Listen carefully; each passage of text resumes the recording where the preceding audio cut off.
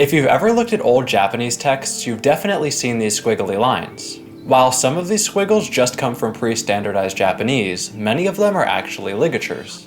Ligatures are essentially when two or more characters are combined into a single character. This combination leads to really unique looking characters that look very different from the rest of the language. We'll talk more about why ligatures are even created in the first place later, especially in Japanese, and how those reasons shape the way they look. First though, why are they only in old scripts? While I'm sure people, especially learners, would probably rather not see them at all, I think it is undeniable they look pretty cool. And they are pretty fun to write as well. Anyways, where did these characters come from? Especially in the age of computers, and having been in the age of computers for quite some time now, it's easy to not think about handwriting too much. Even casting computers aside, you're never really going to find a handwritten book unless you're in a museum.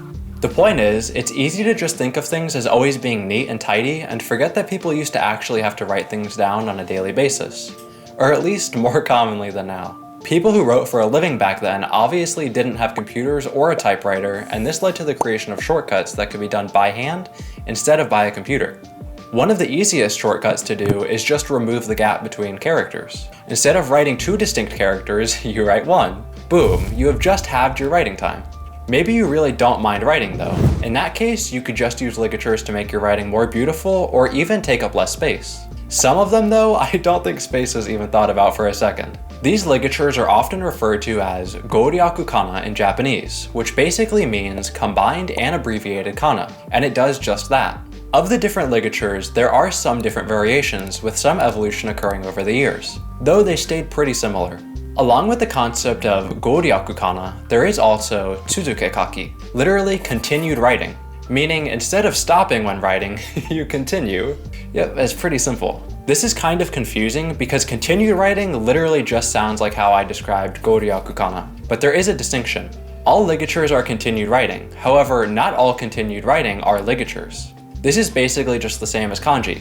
All kanji have components, but just slapping some components together doesn't really make a kanji. Well, at least not a real one. Continued writing is pretty cool because it can apply to both intentional cursive sort of writings or just a quirk in someone's handwriting. Or could even just happen when someone starts writing fast. It also can not only combine multiple characters into one, but more simply, it can combine multiple strokes into one, even in kanji.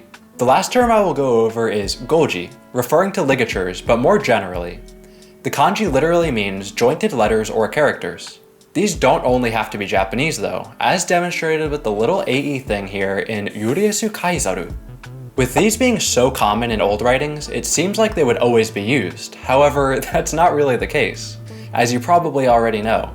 During the same time that hentai-gana was reformed and became hiragana, the standardization kind of killed the ligatures.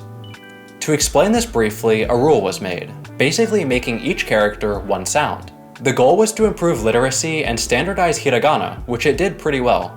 This doesn't mean people were arrested for using ligatures, but it just wasn't taught commonly in schools like before. One of the reasons for the reform was education, and a couple decades after the reforms and ligatures not being formally taught, the usage would obviously decline. With this, they faded from everyday writing, however, they never completely vanished. They lingered in old documents, shop signs, and handwriting from people who learned how to write before standardization, or just taught their kids how to write like that, and places that were going for more of a traditional environment. Fast forward many years, and now we have computers. Computers were not kind to ligatures, and I suppose ligatures were not kind to computers either. It went both ways.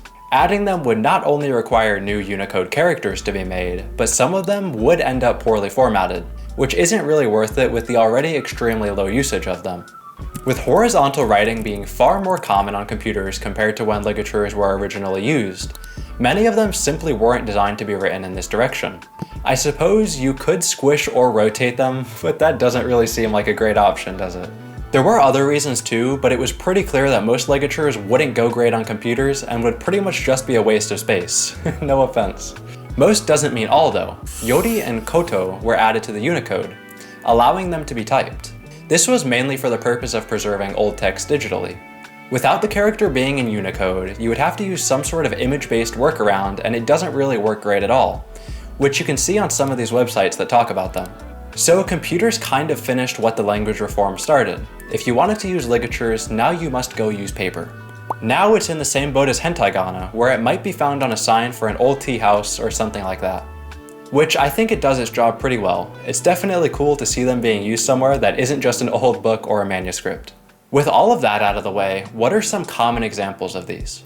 I've neglected to mention this so far, but there are also katakana ligatures, not just hiragana ones. They're pretty different in feel, which is not surprising considering they are from different scripts. Some of them include tomo, tote, and yori. You might notice that compared to the hiragana ligatures, these look very neat and organized. This is due to the fact that while hiragana developed very naturally, leading to more curvy, free-flowing writing, katakana was created more deliberately, leading to more formal-looking characters. The katakana ones have sharp angles and structured forms, almost looking like kanji. And I think the ligatures do a really good job at showing the difference in how and why both scripts were made.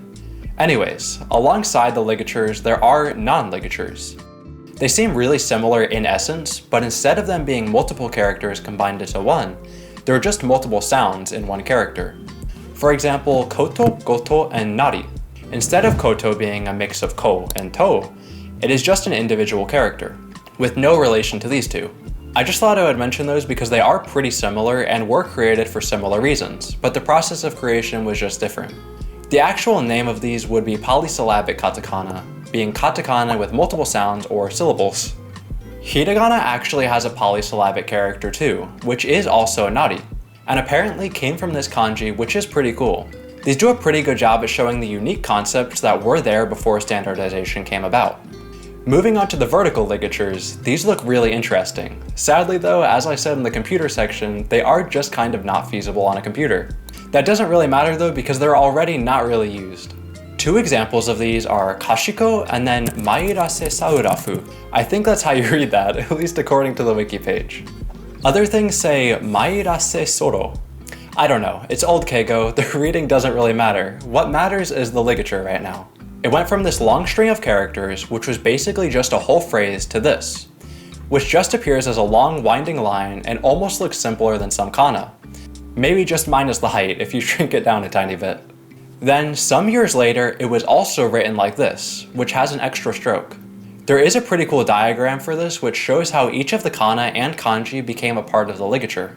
If you want to see how the continuous writing works, I have linked this video in the description. He goes through some of the combinations of kana and the results look pretty cool, and will probably help you read some handwriting things if you ever need to. Anyways, thanks for watching, and thank you for 1,000 subscribers. That happened pretty quick. Well, I'm not at it yet, but I assume I will be by the time I post this video, and if not, this video will get me there, so thank you. I greatly appreciate it. Oh, whoops. Arigato.